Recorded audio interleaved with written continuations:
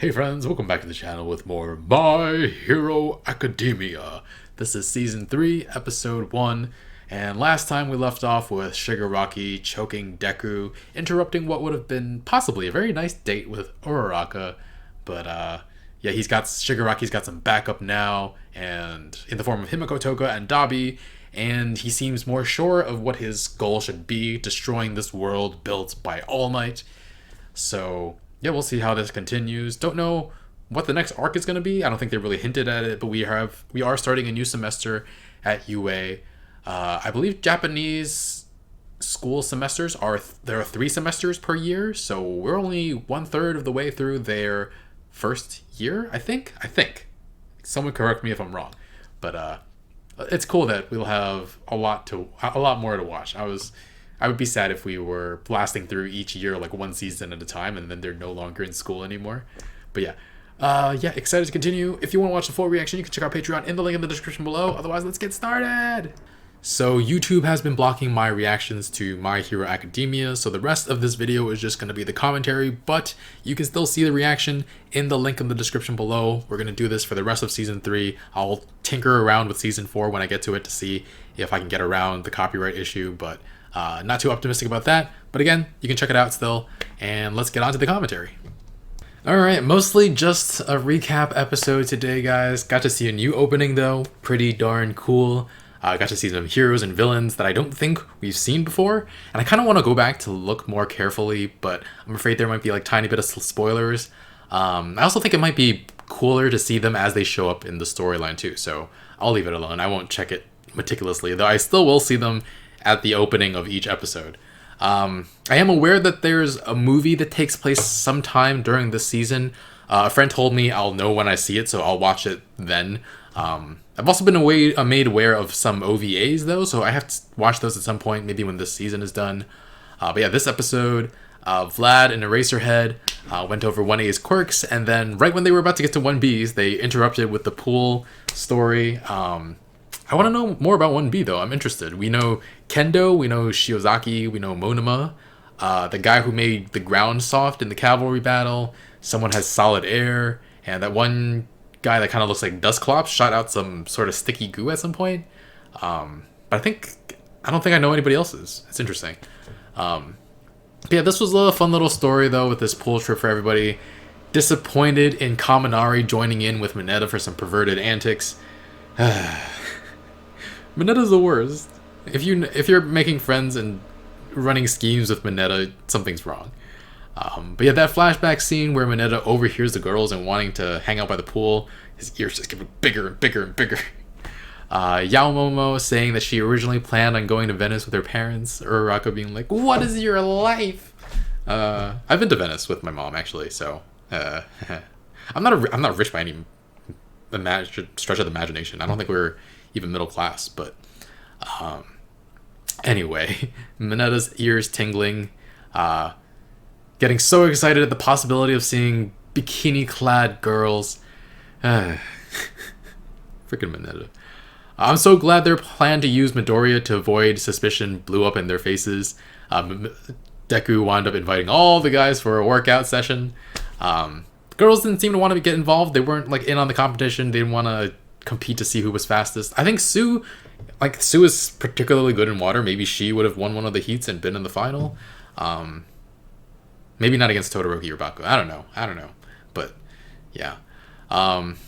Tenya plays his role really well as the class rep, bringing drinks for everybody, looking after everyone. Happy for him, even if he's a bit rigid at times. Seems like he's settled back into his pre-Tensei getting butchered by Stain kind of personality. Bakugo, Kirishima showed up a little late. I feel like Bakugo was just like walking into Kirishima's arms when Kirishima was just like blocking him off from like attacking Deku or something. It was like an NPC in a video game. It was pretty funny. Bakugo won his heat by just flying over the whole pool. Todoroki didn't touch the water either, and Deku and Ito were close though, but Ito was only using the engine on one leg. I'm assuming with both legs, he has a better shot at beating Deku. Of course, Deku still at only 5% of his full cowling. We'll see just how fast he gets. I mean, at some point, Ito's gonna feel. I mean, I guess everybody is insignificant when it comes to comparing them to All Might, but for when Deku learns to use All for One, One for All, not All for One, to the maximum ability, nobody else is gonna be even a threat, and it's like he's gonna leave all of them in the dust. That's kind of sad, honestly. But yeah, Tenya with his T-pose. His T-pose never gets old. He did it in the sports festival too, the first round, the obstacle course. And I love how anime this episode was. Like, everyone's there having a good time and enjoying themselves. And all of a sudden, Ida, Todoroki, and Deku all pause and have this moment where they just get really serious with this internal monologuing. Like, they're clearly all, like, vibing the same, thinking about Stain.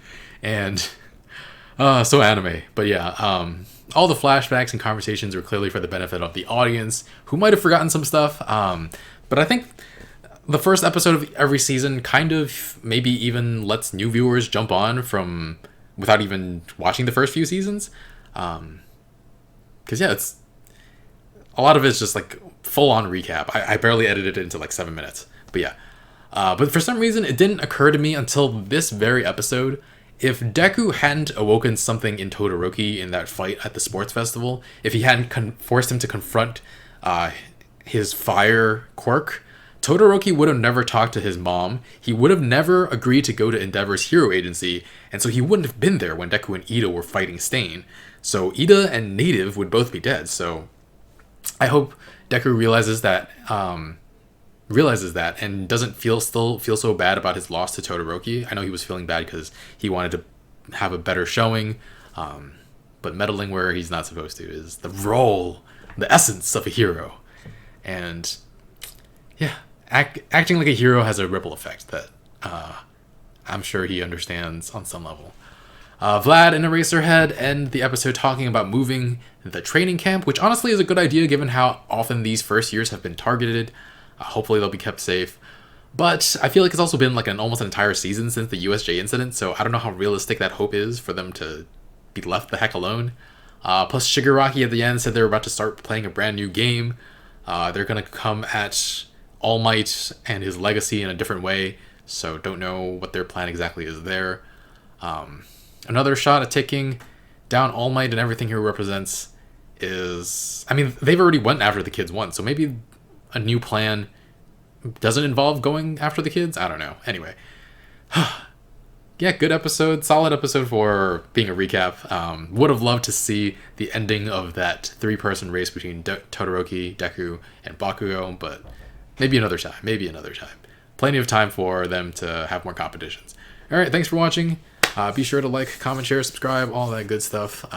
Liking would really, really help this out. I've been having some algorithm issues that will definitely be helped out by leaving likes, so please do that if you are able to.